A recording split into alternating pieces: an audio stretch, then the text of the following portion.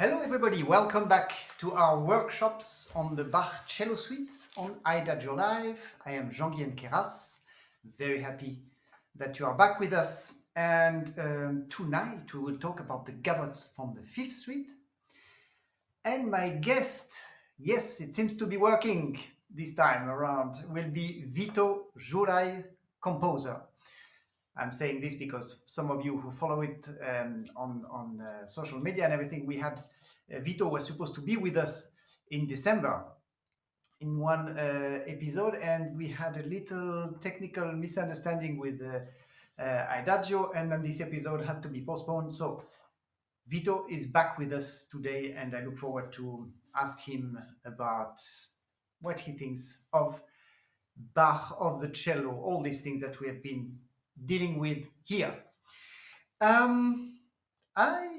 will start with a question from Davis, who lives in Munich. And he sent me a question for today's workshop. Hey, Jean. You know, some people call me Jean because Jean-Guihen is sometimes a bit complicated. Hope you are doing all right. I actually wanted to ask you thoughts about tempo relations between both gavottes and if the contrast after the sarabande should be bright or kept dark. Thank you and all the best. So, thank you for your question, dear Davis. Basically, there are two questions in one here. And I will start with the transition from the sarabande. So, you know that I like to put things in context. And so let me just quickly remind where we are in the fifth suite when we are about to play the gavotte. We started with our very stormy prelude. Oh, about which I have to make a little digression. I will be right back to where we were, but today I was teaching my student Caroline on this prelude, and I am so ashamed. That shows you how I didn't go enough into looking into the manuscript of Anna Magdalena. But in Anna Magdalena's manuscript, there is no natural in front of the A and in front of the A flat. So therefore it's a A flat. So my whole life I've been, because it's in the edition of Bernreiter, at least in the former edition of Bernreiter, it's A natural, and on most editions, and most cellists play that. And I didn't question it. So, and you know what? I find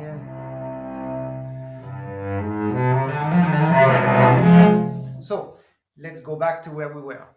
The character, a very stormy beginning, very rhythmical, a fugue that finishes.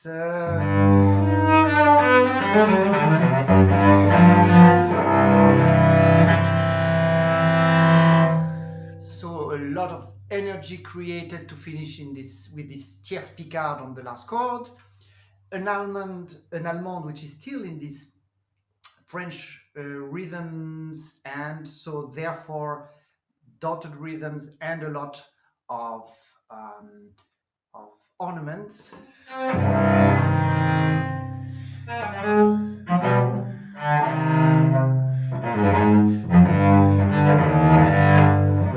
So inevitably, because of the dotted rhythms, we have something which is I wouldn't dare to say tormented, but at least animated, with a lot of anima. And then we come to this very stormy courant,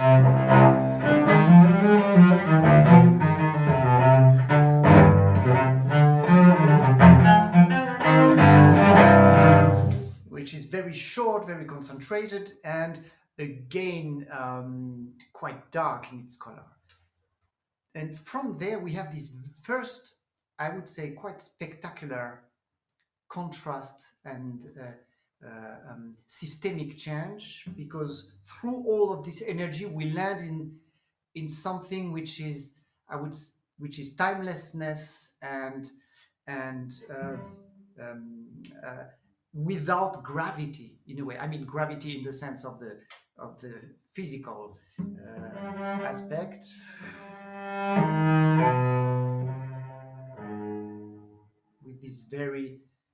famous sarabande, which, as I said, as mentioned last week, I think is really the keystone in terms of the grammatic, the arch of the sixth suite. So the question is, where do we go from there? And now I get to your question, dear Davis. I think that the gavotte that we have here, even though it has a lot of chords, but it has something incredibly benevolent, something like if Bach was consoling us after all the drama and then sort of no immateriality of the sarabande. So and then we come back to life. But I find in a very well, let me play the first bar. But I think it has something.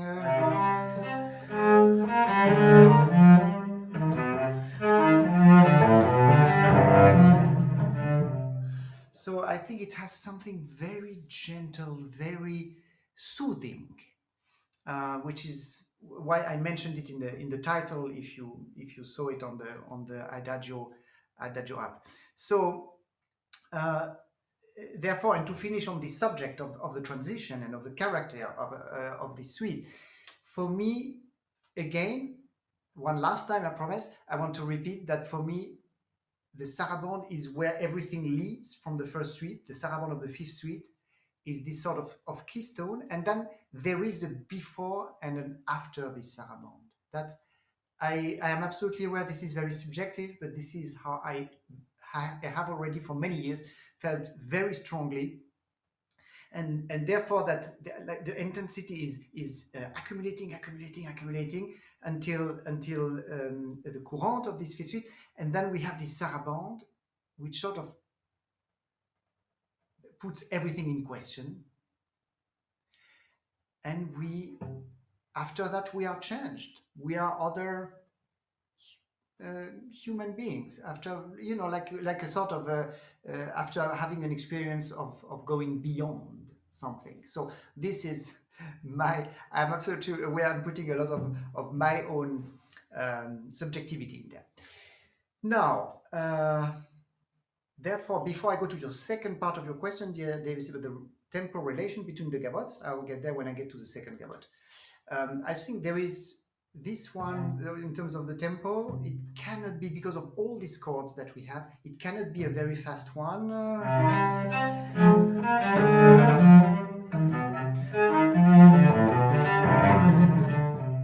So our pulse is this 1 1 and 1 2 1 and 1 again. You know what, I think today I want to again make a fool of myself and dance for you about these sort of 2-bar structures added, I mean 2 bars plus 2 bars, because I've been talking about these structures and the importance of these structures in basically each of my episodes, but again there was another lesson I was giving this morning to my other student Constantine, and again we talked about the importance of physically feeling not only the music but already first of all the steps and the structure. So when I talk about structures, about bar structures, it's not something abstract, it's not something mathematical, it's something physical, and it has to be. So please bear with me as I will show you how. Let me see if I see myself on the. Yes, okay. So it would be no step. So we have really 1 2 1 and 1 2 1. And why is this so important? Because that's the breathing of this gavotte, and the risk, if you don't have this really anchored in you before playing this music, the risk is that with all this chord is going to get very beaty, and each beat being the same, and then you will lack the curve, and therefore the phrasing. The first thing that I find already very tender and very touching, moving, is that our first arrival point, the downbeat of the second bar, this arrival point, is the first one that doesn't have a chord. And remember, this is a way for Bach to emphasize a bit in a different way, with let's call it sensibility, as though the rest was not with sensibility, but you know what I mean. So we have this E flat there, which we don't play.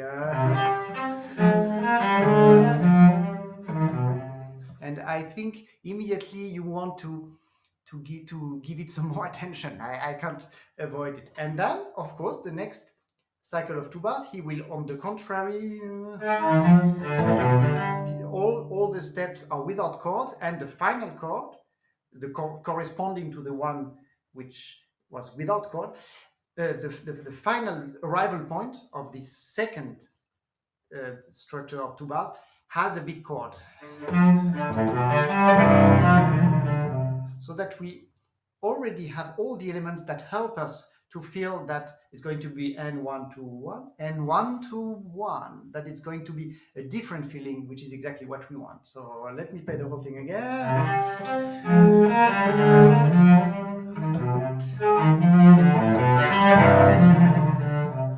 Yeah. And from there, we will go now in a very gentle way by arpeggiating all the harmonies by two notes. That means in the next at least 4 bars, absolutely no chords, only gentle eighth notes that describe the harmony.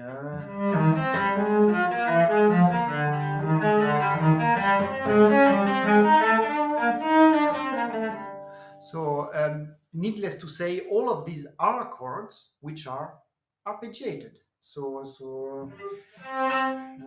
if I so these are our chords, but the fact that they are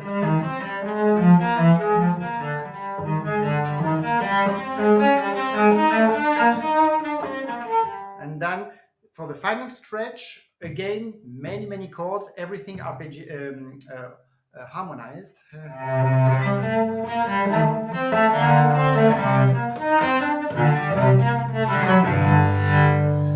So a very active bass in the last 4 bars to sort of conclude this first part. What I like very much here is again the absence of bass on one downbeat just before the very final cadence, and that makes the whole difference.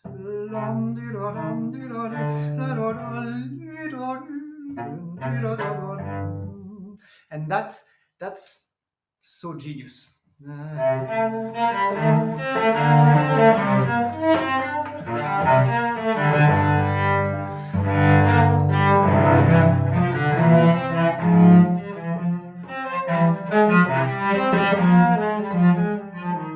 Then again, so we had some modulation here to bring us to F minor, and then again an episode without double stops.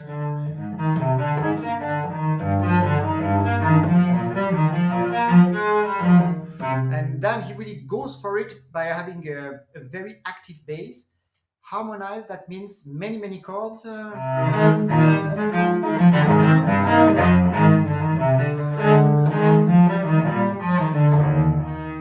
So a lot of chords. By the way, here I make a little technical parenthesis for my cellist friends out there. As you notice, I do not hesitate to arpeggiate a lot the chords, and I cannot encourage you enough to do so as well, for 2 reasons. The number one is that we have long now in these workshops discovered the quality, the advantages of virtuality. In this case, yes, this is a chord, this is 3 notes, but actually if I do this, you you don't like the three notes together, you don't get as much a sense of a chord as when you hear them actually, technically speaking, right after another. Anyway, it's a lute piece. Huh? This one, he probably thought of the lute when he was composing it. So he already, or maybe that's when he was composing this one that he thought, oh, I should do a version for the lute, which he did. So that's one thing, that the technically non-simultaneous playing of all these notes doesn't mean that people will not hear it as a chord. That's the first thing.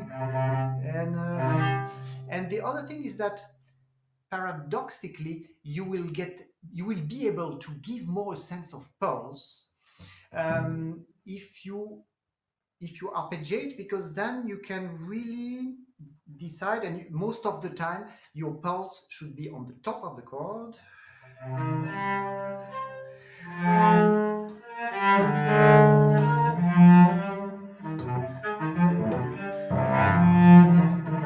So when you reach the top of your arpeggiando, you can really give a sense of pulse, which is again in this danced music very, very, very important. There are I stay in my little technical aspect now for 20 more seconds, because I think in 90% of the cases it's good to reach your pulse when you're on top of the chord. When there are some technical aspects that makes this difficult, or maybe in some cases impossible, then you will have to accept to do it differently. In the little cadenza at the end of the first part that we just played before, there is this chord that we don't like with cellists. This chord here, where we have a barré with the fourth finger, and then the A string. And for most of us, and for me for sure, it's impossible to actually to have all three notes really played, ready to play at the same time, because when I do the barré with the fourth finger, I touch the A string and I cannot play. So therefore I have to leave these notes before I reach the A string. So, and therefore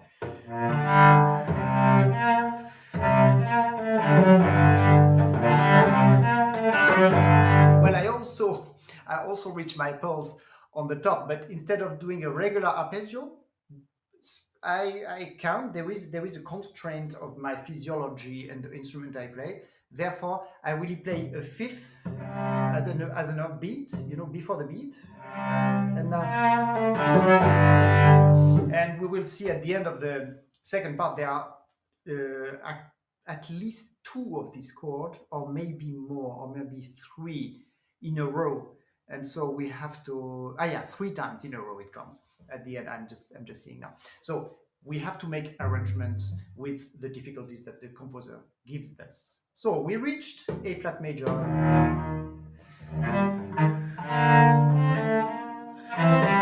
So again, a little change for the first time by Bach is that he could very well have put like this. So which would have been the normal path that my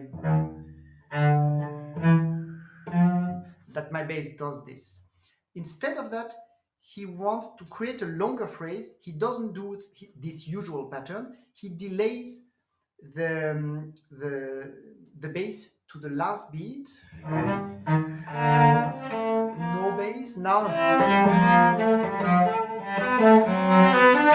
because he wants the line to go on. He wants us to know, oh, that's unstable, that's not normal, so probably it's not finished. And indeed, the chromatic goes on to reach this very important G, which is our dominant, and we are going to be on this pedal note, on this Orgelpunkt in German, for a long time, with a beautiful and nostalgic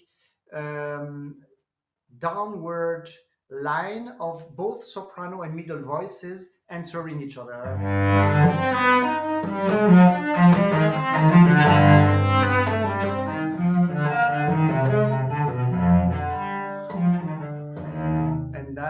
we come to the last stretch where there are a lot of chords and a lot of these difficult chords I was talking about.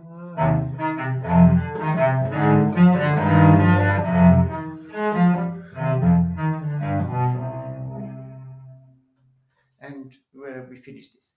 The Gavotte 2, you remember all these movements with the double, like the menuets in the first two suites, the bourrées in the suite 3 and 4, and now in suite 5 and 6, the Gavottes have a double. And of course, all this idea of double is the duality. How do I play the contrast between the two parts? And you remember that only in the first two suites, he uses, for example, a change of key, major to minor, minor to major. He doesn't do it, he still does it in the bourrée of the third suite, but from the fourth suite, he doesn't do it anymore. And here, so what do we have in this first gavotte? We have a lot of chords, remember? So, which gives us, you know, these steps of the chords, of the bass lines are actually very present in a way, yeah? And give this groove. And then he will, in the gavotte 2, he does the contrary. Absolutely no double stop, no chords, and a lot of line. It's very linear.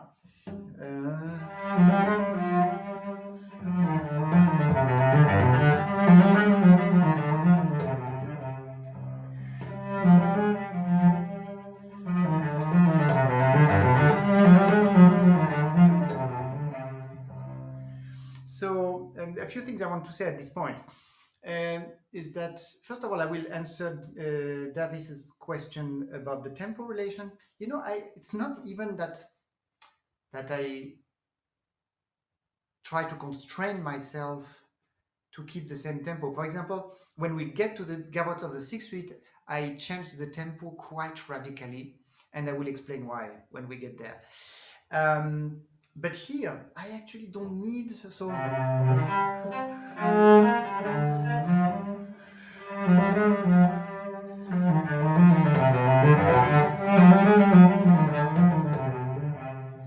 I feel sort of that the same tempo really fits this movement also very well.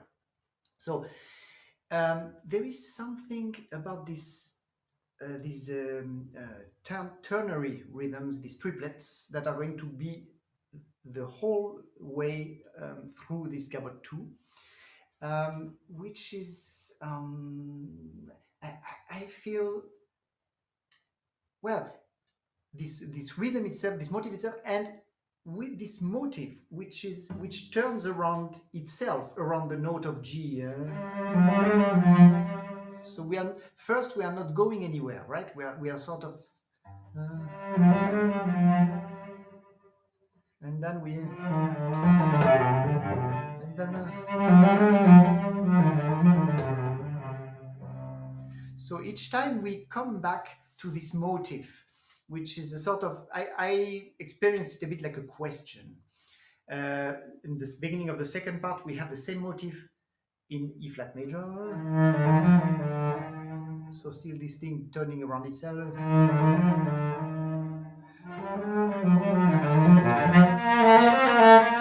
Now a third above our original on B flat.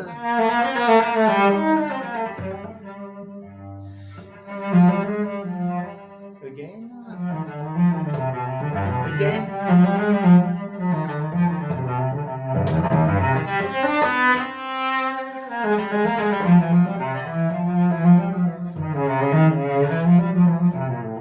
Now we have a dialogue between two voices.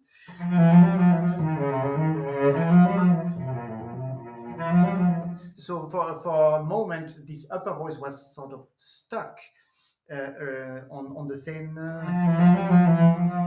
and you recognize that again this motive turning around itself. It's our main motive for this gavotte 2, and now we're going to, out of this motive, Bach creates a dialogue with two voices. The lower voice is very active, is the one that tries to find a way out.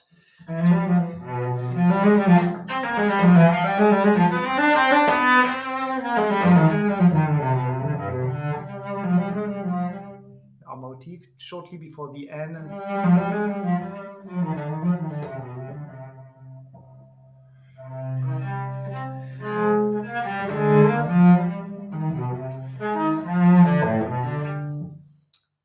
What a music, huh? What a music. I mean, we are so lucky. This is such a generous and a tender. There is incredible tenderness in this music. That's how I experience it. All right. Dear friends, enough talking. It's the time for our guest of tonight, composer Vito Žuraj. Lieber Vito, can you hear me? Yes, I can hear you. Yes, here you are, and I see you as well. Perfect, fantastic. Dear Vito, thank you so much for taking the time to be with us.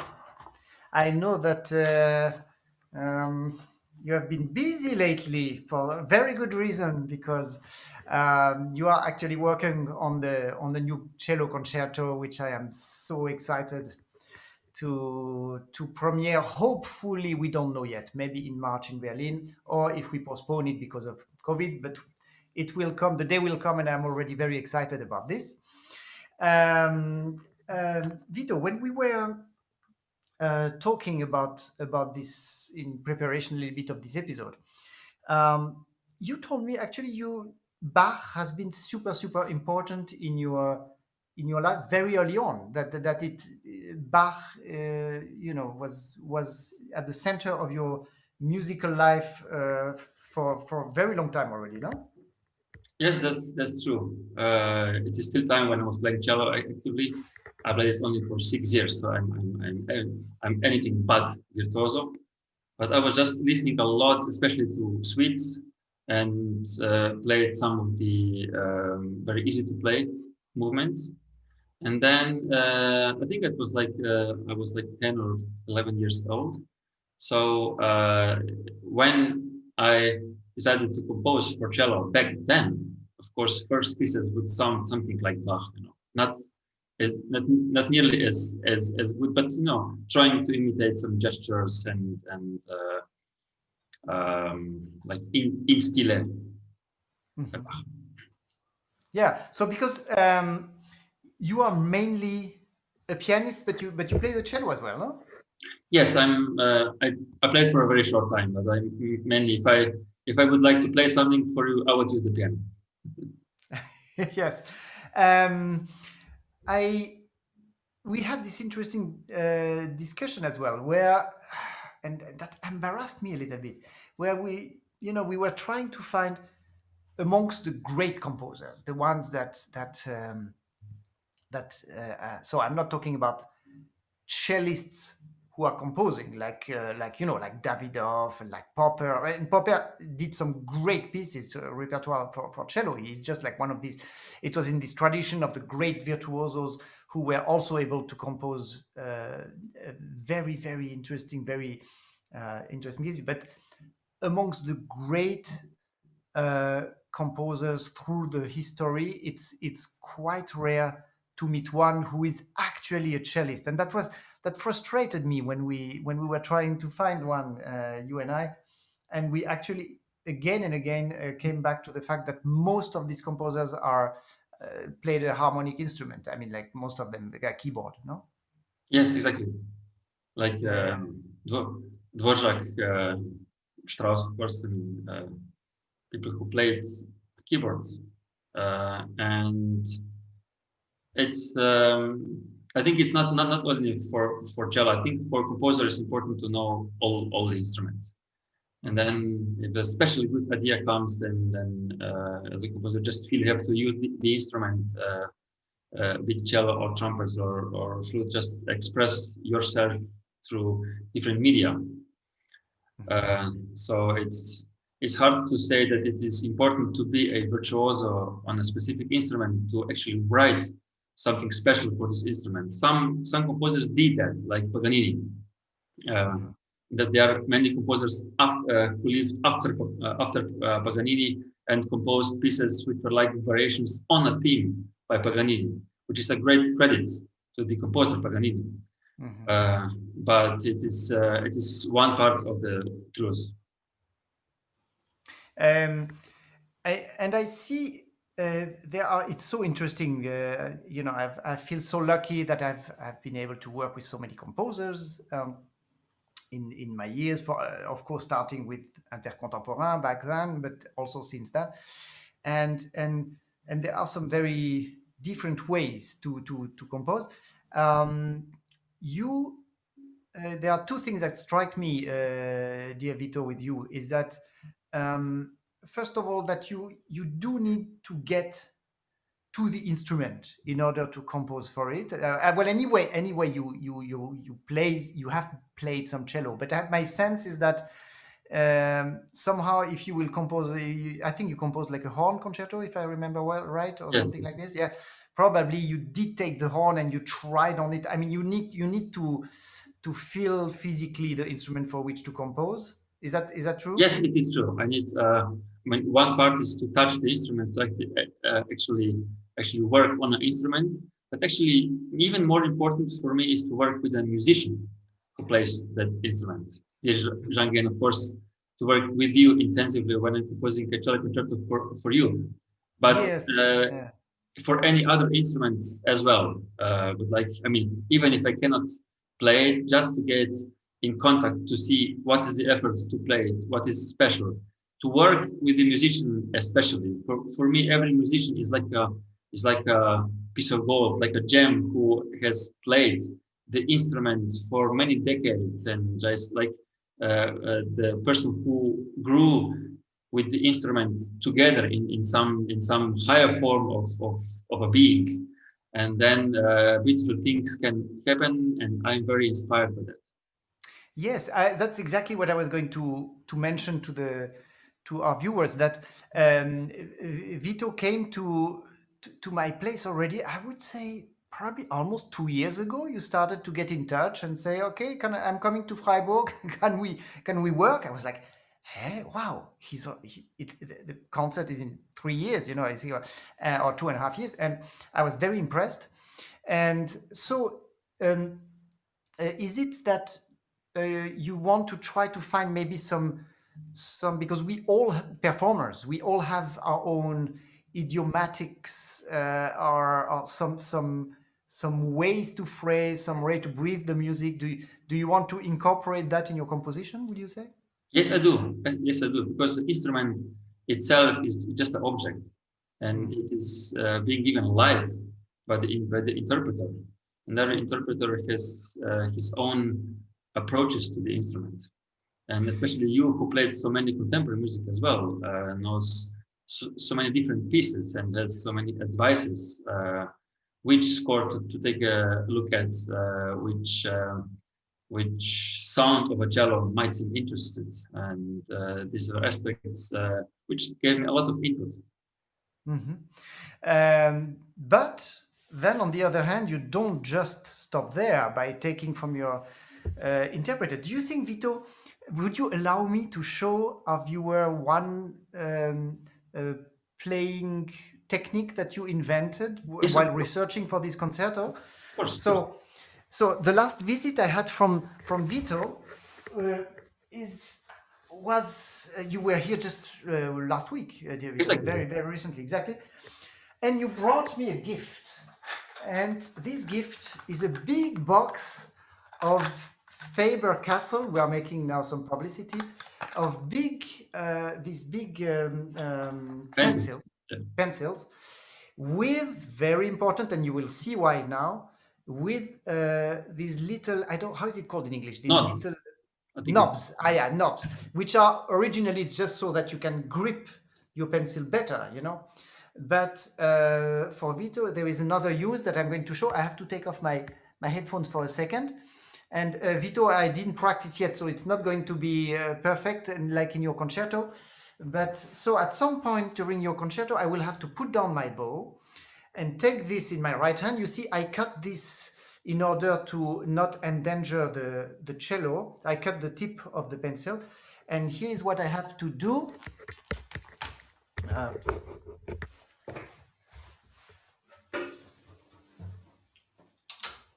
So I hope, yeah, people can see. So I have to mute the strings here like this. and then use these knobs here to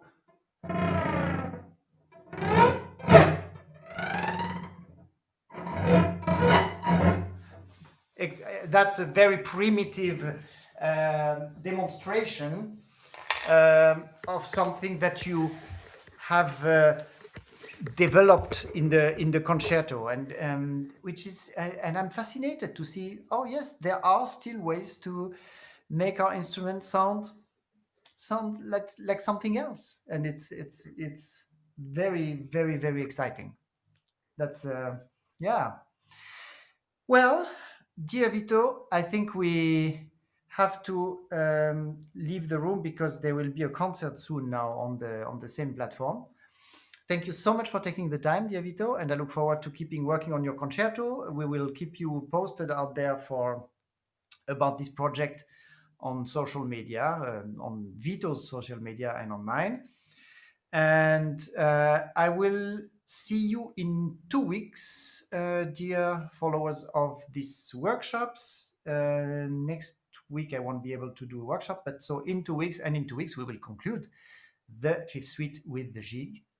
And before entering our very last suite, our sixth suite, so which I must say, you know, now that I see the sixth suite coming, I'm starting to think, oh, this will actually come to an end at some point, and I don't know if I can really how do you say,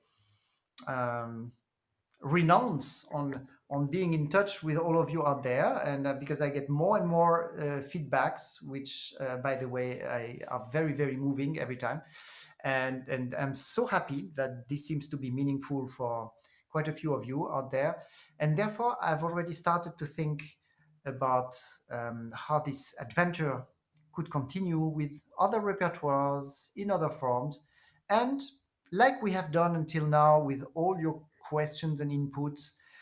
If you have your own wishes, your own ideas, how we could go on once we have finished the Bach cycle, just let me know. It will be a pleasure to see if I can do that. All the best, everybody. Stay safe, stay healthy, and see you in 2 weeks. And Vito, thank you again. Thank you for inviting me. Bye bye.